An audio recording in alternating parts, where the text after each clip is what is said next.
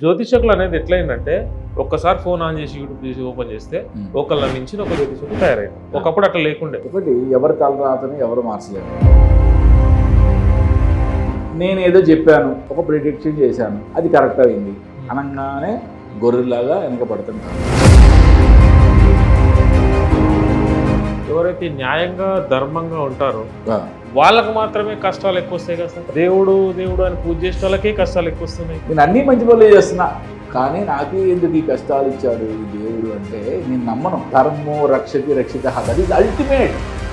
దానికి మించిన వర్డ్, నువ్వు భేదాలు మొత్తం జరిగేసినా కూడా దానికి మించిన వర్డ్ ఇంకొకటి లేదు. లాస్ట్ టైం ఒక ఫేమస్ ఆస్ట్రాలజర్ గురించి మాట్లాడుతున్నాను. ఏం చెప్పారంటే ఇంతకు నేను మళ్ళీ జ్యోతిష్యం చెప్పాను అని. ఆయన రీసెంట్గా ఒక టీవీలో మళ్ళీ ఇంటర్వ్యూ ఇస్తూ మళ్ళీ మొదలెట్టి హిందూ ధర్మాన్ని ఆచరిస్తున్నాడా లేకపోతే టైం పాస్ చేస్తున్నాడా, జ్యోతిష శాస్త్రాన్ని కూడా అవహేళన చేస్తున్నాడా? ఈ శాస్త్రాలని ఇవన్నీ అవహేళన చేసేవాళ్ళు.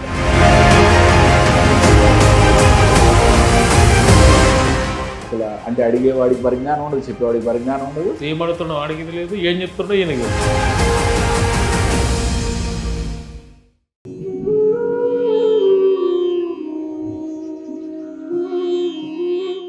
ఇప్పుడు ఒక జ్యోతిషకుడిని మనం నమ్మాలంటే ఏం చేయాలి సార్? మనం పర్ఫెక్ట్ డాక్టర్ అని ఎట్లా చూస్తామంటే మనకు తెలిసిన వాళ్ళు ఎవరో ఒకళ్ళు ఈ డాక్టర్ మంచోడు, మంచి చూస్తాడు, మంచి ట్రీట్మెంట్ ఇస్తాడు అని తెలుసుకొని పోతాం. ఇప్పుడు జ్యోతిషకులు అనేది ఎట్లయిందంటే ఒక్కసారి ఫోన్ ఆన్ చేసి యూట్యూబ్ చేసి ఓపెన్ చేస్తే ఒకళ్ళ మించిన ఒక ఒక జ్యోతిషకులు తయారయ్యాడు. ఒకప్పుడు అట్లా లేకుండే. ఊరికొక జ్యోతిషకుడు లేకుంటే పండితుడు ఉంటుండే. పూటకొక జ్యోతిషకులు పుడుతున్నారు. వీళ్ళ సరైన జ్యోతిషకులు అని మనం గుర్తించి మనకున్నటువంటి సమస్యకి ఏదో మార్గం చూపుతారని ఎలా గుర్తించాలి సార్? దీనికి మీరు ఏం చెప్తారు? మీరు ఒకటి ఎవరి తలరాతని ఎవరు మార్చలేరు. ఫస్ట్ అది తెలుసుకోవాలి. వ్యూయర్స్ చూసేవాళ్ళు ఫస్ట్ అది తెలుసుకోవాలి. నేను ఏదో చెప్పాను, ఒక ప్రిడిక్షన్ చేశాను, ఓకే, నా జ్ఞానాన్ని సహకరించినంత వరకు అది కరెక్ట్ అయింది అనగానే గొర్రెలాగా వెనకబడతాం కాదు. ఓకే, లేకపోతే ఇంకొక ఆస్ట్రాలజర్ ఏదో చెప్పాడు, ఓకే, ఆయన ఏదో చెప్పగానే ఏదో జరిగింది, 100 తప్పైనా సరే ఓకే 101 జరిగింది, ఆ రోజు నుంచి ఆయన అమ్మడి పడతాం కాదు. ఏం చెప్పాను నేను చాలా క్లియర్గా, జ్యోతిష్యంలో ఖచ్చితత్వం ఉంటుంది, గ్యారంటీ ఇది. ఓకే, జ్యోతిష్యంలో ఇది జరుగుద్ది అని చెప్పేవాడు నిజమైన జ్యోతిష్కుడు. ఓకే, చెప్పలేదు అంటే ఆయన చెప్పింది జరగలేదు, ఆయన జ్యోతిష్కుడే కాదు. ఓకే, ఆయన జ్యోతిష్కుడే కాదు. అటువంటి వాళ్ళ వీడియోలు చూడాల్సిన అవసరం లేదు, అటువంటి వాళ్ళని ఫాలో అవ్వాల్సిన అవసరం లేదు. మరి ఇటువంటిది జరుగుద్ది అని చెప్పగలిగిన ఆయన మీ జీవితాన్ని ఏమైనా మార్చగలడా? నో.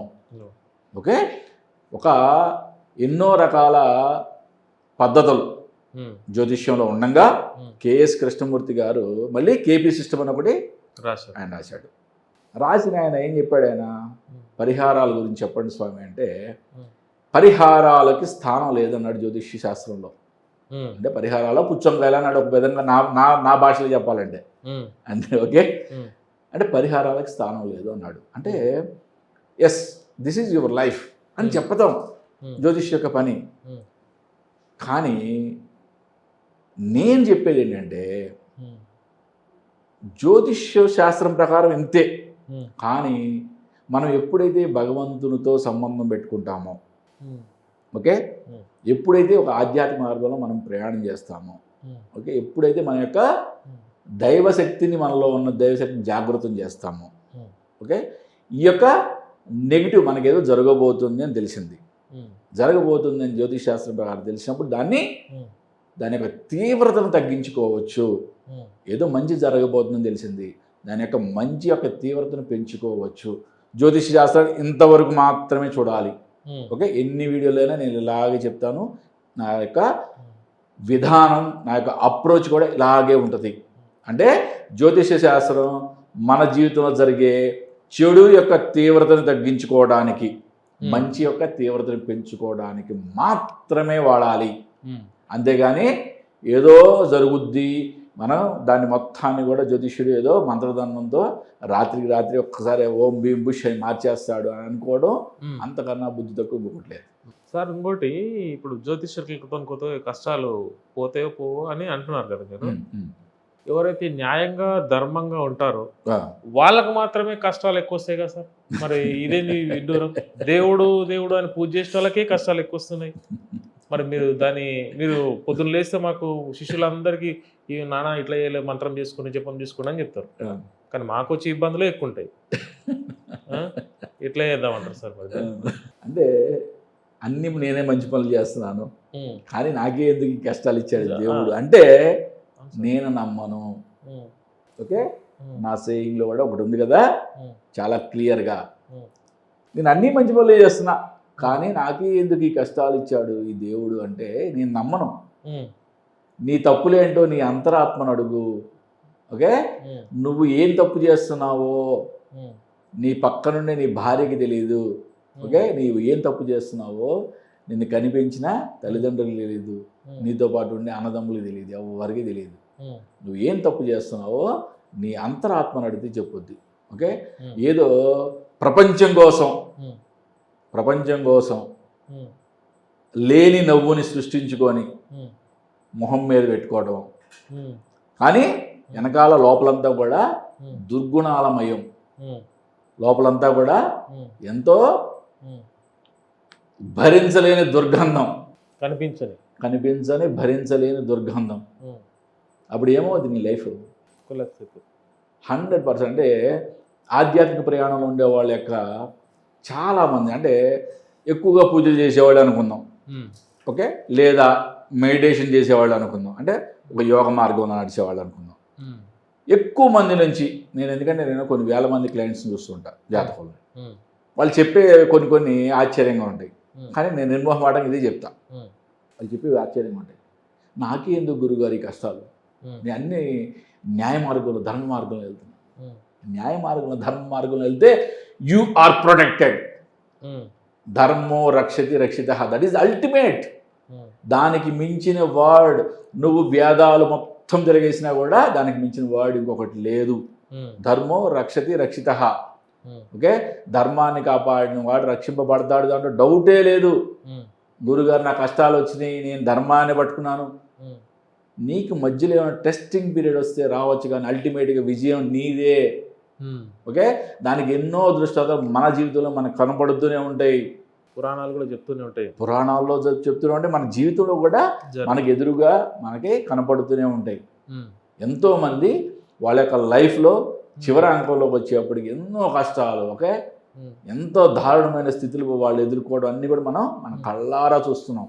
ఉమ్, కలియుగంలో అంతా కూడా ఇన్స్టెంట్. ఉమ్. ఓకే, ఇదేదో మళ్ళీ ఎప్పటికప్పుడే. మళ్ళీ దీన్ని మొత్తం పేరబెట్టి నీకు మొత్తం లెడ్జర్లు రాసి నెక్స్ట్ జన్మకి పోస్ట్ పోన్ చేయడం ఏముండదు. ఉమ్, ఓకే, ఉమ్, ఇప్పుడు ఈరోజు చేసిన కర్మ రేపు అనుభవించి తీరాల్సిందే, దాంట్లో ఎటువంటి డౌట్ లేదు. నువ్వు గనక ధర్మ మార్గంలో ప్రయాణించావా, ఉమ్, యు ఆర్ ప్రొటెక్టెడ్. ఓకే, ఉమ్, నీ వైపు అంతిమ విజయం నీదే, దాంట్లో ఎటువంటి డౌట్ పెట్టుకోవాల్సిన అవసరం లేదు. ఉమ్, నేను ఎన్ని మంచి పనులు చేస్తున్నాను, నేను పొద్దున్న లేచిన కానీ ఆ పూజ చేస్తా, ఈ పూజ చేస్తా, ఉమ్, ఎవరికి కావాలి నీవు చేసే పూజలు? ఉమ్, నీ మనసు ఎలా ఉందో ఒకసారి ఉమ్, నీ అంతరాత్మను అడుగు. ఉమ్, నీ మనసులో ఎటువంటి భావన ఉందో నీ అంతరాత్మను అడుగు, అంతరాత్మ చెప్పుద్ది. ఉమ్, అంతరాత్మ that is the ultimate judge. Um, నేను జడ్జ్ చేసేది ఎవరు లేరు, బయట వాళ్ళు ఎవరు లేరు. ఉమ్, ఒక్కసారి లోపల చూసుకో, ఉమ్, లోపల చూసుకున్న తర్వాత ఉమ్, ఎస్ నేనే గ్రేట్ అన్నావా, ఉమ్, 100% నువ్వు సక్సెసే. ఉమ్, నువ్వు ఇంకప్పుడు అన్సక్సెస్ అంటే నేను నమ్మను. ఉమ్. అన్సక్సెస్ అనేది ఉండదు. ఉండదు. ఓకే, ఎప్పుడైతే నువ్వు నీ యొక్క అంతరాత్మలో ఒకసారి తొంగి చూసుకున్నప్పుడు నీ మనసు చివుకు మందం. ఉమ్. ఎక్కడో ఒక చెట్టు కొట్టదు. అంతే కదా, ఉమ్, ఎక్కడో చోట చివుకుమంటా ఉంటుంది. ఉమ్, నేను ఈ పని చేశాను అనగానే చివుకుమంటది మనసు, ఉమ్. అయిపోయింది. మొత్తం కొట్టేస్తుంది. If you are unable to answer your inner senses, um, you are doing absolutely wrong. Um, నీ అంతరాత్మ సమాధానం చెప్పుకోలేకపోతున్నావా, ఉమ్, నువ్వు చేసేది తప్పు, ఉమ్, 100% తప్పు చేస్తున్నావు. ఉమ్, ఇంక ఎవడో జడ్జి దగ్గరికి వెళ్ళి నేను హైకోర్టుకి వెళ్తా, సుప్రీంకోర్టుకి వెళ్తా ఎందుకు? ఉమ్, ఒక్కసారి నీ అంతరాత్మను ప్రశ్నించుకో. ఉమ్, నువ్వు నిజంగా అన్ని కరెక్ట్గా చేస్తే భగవంతుడు నీకు ఉమ్, అన్యాయం ఎందుకు చేస్తాడు? అసలు ఆ మాట నేను నమ్మను. ఉమ్. ఓకే, అంటే న్యాయబద్ధంగా ఉన్నాను, ధర్మబద్ధంగా ఉన్నాను, నాకే కష్టాలు అంటే నేను నమ్మను. సార్ ఇప్పుడు మీరు అంతరాత్మ గురించి ఇంతసేపు చెప్తున్నారు, దాదాపు 3 నిమిషాల గురించి అంతరాత్మని అడుగుంటారు. ఎస్. అంతరాత్మ గురించి, ఆత్మల గురించి, పరమాత్మ గురించి తెలుసుకోవడానికి మామూలుగా జనాలు మొత్తం ఒక పీఠాధిపతులని అనుసరిస్తారు. ఓకే. మామూలు సాధారణ భక్తుల కంటే పీఠాధిపతులకు ఎక్కువ శాతం ముక్తి ఉంటుందా? అంటే జ్ఞానోదయం కలిగి ముక్తి వాళ్ళకే ఎక్కువ కలుగుతుందా, మామూలు జనాలకు ఉండదా అంటారా? అంటే పీఠాధిపతులు మీన్స్ అంటే ఇప్పుడు ఎక్కువ మంది పీఠాధిపతులే కదా సార్, అంటే సొంత పీఠాధిపతులు. ఎస్, రీసెంట్ ఇయర్స్ అన్నాం. ఓకే, పీఠాధిపతులు అంటే మహానుభావులు, ఎంతో నేను రీసెంట్లీగా ఉన్న వాళ్ళ గురించి మాట్లాడుతున్నాను. రీసెంట్ ఇయర్స్ వాళ్ళని అయితే చూడలేదు కదా, ఇప్పుడైతే చూస్తున్నాం. నేను చూసా. ఓకే, చంద్రశేఖరేంద్ర సరస్వతి స్వామి వారు మహానుభావులు. ఓకే, ఆయన నా కళ్ళారతా నేను చూసా. మీరు చూసి మేము చూడలేదు కదా, ఇప్పుడైతే కొత్త కొత్తగా పీఠాలు పెట్టేస్తున్నారు కదా. వాళ్ళ పరిస్థితి ఎగ్జాక్ట్లీ. శ్రీకాళహస్తి కథ తెలుసు కదా, పోటీ పడి ఒకదాని మించి ఒకటి పూజ చేసినాయంట స్వామికి. సాలెపురుగు, ఏనుగు, నాగుపాము ఎంత భక్తితో పూజించినాయో. మరి చివరికి స్వామి ఏం చేశాడు? మూడింటిని తనలో ఐక్యం చేసేసుకున్నాడు. ఇక్కడ ఈ నాగుపాము అన్న ఏదైనా పీఠానికి పీఠాధిపతి కాదు, ఈ ఏనుగు ఏమైనా ఎవరైనా పీఠానికి పీఠాధిపతి కాదు కదా, సాలిపురుగు ఏమైనా పీఠాధిపతి? నో. భగవంతునికి దగ్గర అవ్వాలంటే కావాల్సింది భక్తి ఒక్కటే. అనన్యాచింతయంతో మాం ఏ జనా పరిభాసతే తేషాం నిత్యాభియుక్తానాం యోగక్షేమం వహామ్యహం. అనన్య చింతల యందు నీ యొక్క దృష్టిని పక్కబడే నా పాదాల మీద నీ దృష్టిని కేంద్రీకరించు, నీ యొక్క యోగము క్షేమము నేను చూసుకుంటానని భగవంతుడు మనకు ప్రమాణం చేశాడు. ఇంతకన్నా ఇంకా అద్భుతమైన దృష్టాంతం మనకు ఉదాహరణలు ఏం కావాలి? పీఠాధిపతులకి స్పెషల్గా వాళ్ళకి ఏముంటాయి సార్? పీఠాధిపతికి వాళ్ళకి ఏముంటాయి? వాళ్ళ యొక్క సాధన బట్టి, ఓకే, వాళ్ళ యొక్క మనసును బట్టి. మోక్షంలో కూడా లెవెల్స్ ఉంటాయి, ఈడి వరకు వస్తే ఈ మోక్షం, ఈ వరకు వస్తే ఈ మోక్షం. పీఠాధిపతులు అయితే మోక్షం వస్తుందని ఎక్కడా లేదు నాన్న. ఓకే, వాళ్ళ యొక్క సాధనలో ఒక్కొక్కళ్ళు ఒక్కొక్క స్థితిలో ఉన్న వాళ్ళమే. ఓకే, నువ్వు ఒక చోట ఉన్నావు, నేను ఒక చోట ఉన్నాను, ఇంకొక ఆయన ఇంకో చోట ఉన్నాడు, ఇంకో పీఠాధిపతి ఇంకో చోట ఉన్నారు, అంతే.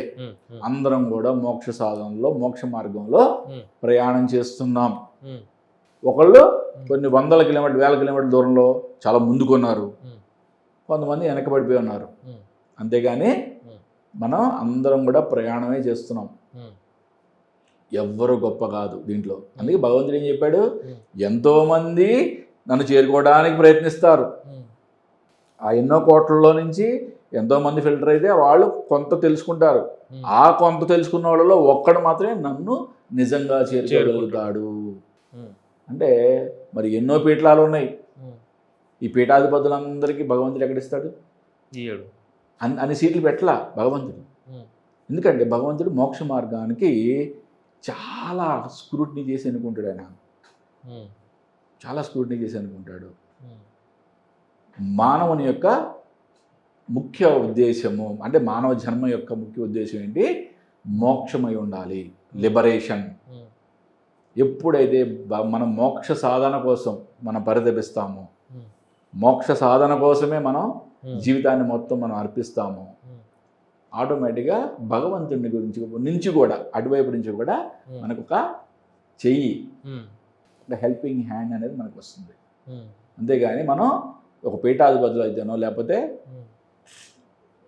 దేవాలయంలో పూజారులు అయితేనో, లేకపోతే బాబాలం అయిపోతానో, లేదు మాలాగా సిద్ధాంతం అయిపోతానో ఏమీ కాదు. ఓకే, అందరం మోక్ష సాధనలో ఉన్న వాళ్ళమే, అంతే. సార్ ఇంకొకటి, ఇప్పుడు మనం లాస్ట్ టైం ఒక ఫేమస్ ఆస్ట్రాలజర్ గురించి మాట్లాడుతున్నాం. ఆయన ఏం చెప్పాడంటే, ఇంతకు నేను మళ్ళీ రేపు అంటే మామూలుగా ఫేమస్ ఉన్న వ్యక్తుల గురించి నేను చెప్పను, జ్యోతిష్యం చెప్పను అని చెప్తాను. ఆయన రీసెంట్గా ఒక టీవీలో మళ్ళీ ఇంటర్వ్యూ ఇస్తూ మళ్ళీ మొదలెట్టాడు. అంటే ఇంతకుముందు చెప్పనన్నాడు, ఇప్పుడు చెప్తా అంటున్నాడు, భవిష్యత్తులో మళ్ళీ చెప్పను అని మళ్ళీ నమో వెంకటేశాయ అని మళ్ళా ఒట్టేసి కూడా చెప్పనంటాడు, మళ్ళీ స్టార్ట్ చేస్తున్నాడు. అంటే హిందూ ధర్మాన్ని ఆచరిస్తున్నాడా, లేకపోతే టైంపాస్ చేస్తున్నాడా, అదే జ్యోతిష శాస్త్రాన్ని ఇప్పుడు అవహేళన చేస్తున్నాడా, ఏం చేస్తున్నాడు అంటారు సార్ మీరు? మీకు ఇంత ముందే నేను చెప్పా, ఏమని చెప్పాను, ఈ శాస్త్రాలని ఇవన్నీ అవహేళన చేసేవాళ్ళు వాళ్ళని ఫస్ట్ మీరు ఎంకరేజ్ చేయకూడదు. ఇది ఎవరి చేతిలో ఉంది? మీడియా. ఫస్ట్ మీడియా చేతిలో ఉందని చెప్పా. తర్వాత జనాలు, అల్టిమేట్ ఎవరు? వీక్షకులే కదా. ఇప్పుడు నేను ఒక మాట చెప్పాను, నువ్వు చూడబాక, నువ్వు చూడట్లేదంటే నేను ఎలా మాట చెప్పగలను? నా మాట ఎలా ప్రపంచానికి తెలుస్తుంది? తెలియదు కదా. అల్టిమేట్ ఎవరు? వీక్షకులు మాత్రమే. మీడియాకి మాకు బుద్ధి లేదు.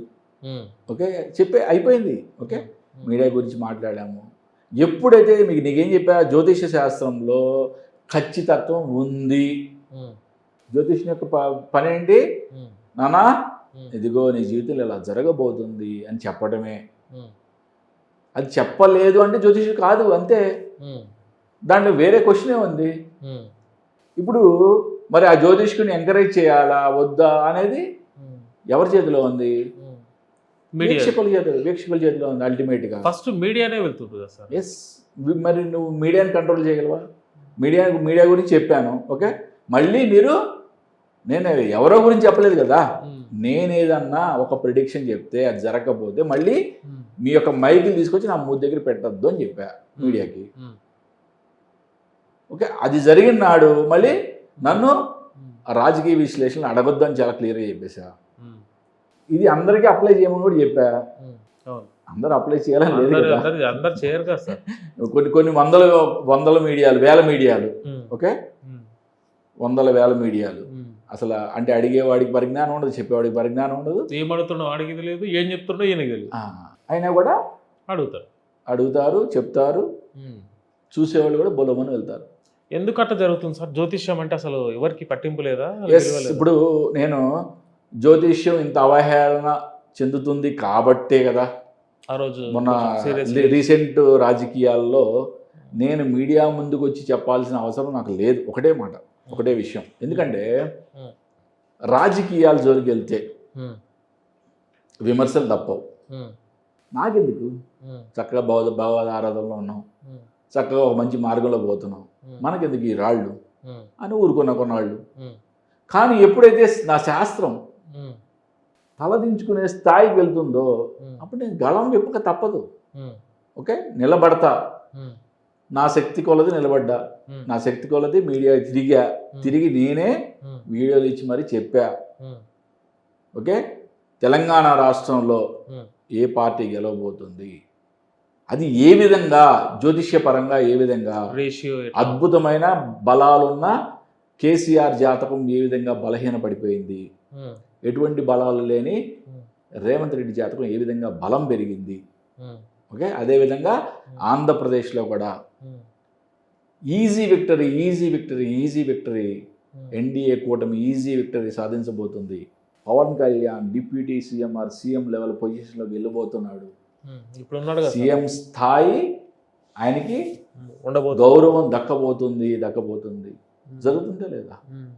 మనం శాస్త్రాన్ని చూస్తే ఈ విధంగానే ఉంటుంది. విశ్లేషణ ఎవరు చేసినా జ్యోతిష్కుడు అనేవాడు ఈ విధంగానే ఉంటుంది. అంతేగాని ఒక్కొక్కరికి ఒక విధంగా శాస్త్రం ఉండదు. చెప్పింది జరగకపోయినా కూడా మళ్ళీ వచ్చి బయటకు వచ్చి మళ్ళీ ఏదో ఉద్ధరిస్తామని చెప్తున్నాను. అందుకే కదా నాన్న నేను ఫైనల్గా నేను చెప్పేది ఏంటి, వీక్షకుల యొక్క నిర్ణయం.